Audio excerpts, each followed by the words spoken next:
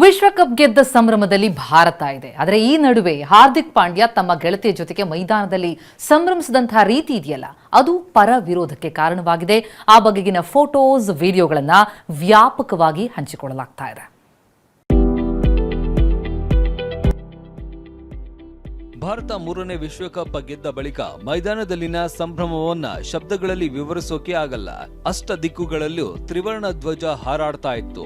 ಜೈ ಹೋ ಅನ್ನೋ ಜಯ ಘೋಷ ಮೈದಾನದ ತುಂಬೆಲ್ಲ ಕೇಳ್ತಾ ಇತ್ತು.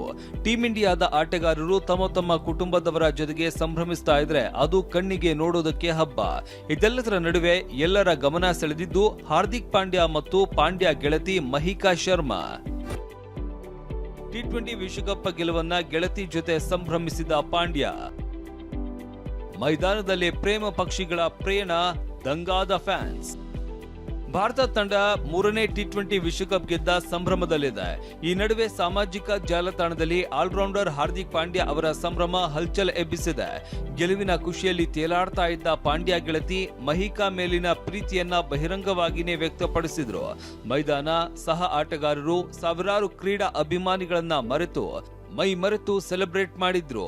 ಈ ಜೋಡಿಯ ಕೆಮಿಸ್ಟ್ರಿ ಕ್ಯಾಮೆರಾದಲ್ಲಿ ಸೆರೆ ಸಿಕ್ಕಿದೆ. Mahesh, sports bureau, TV9.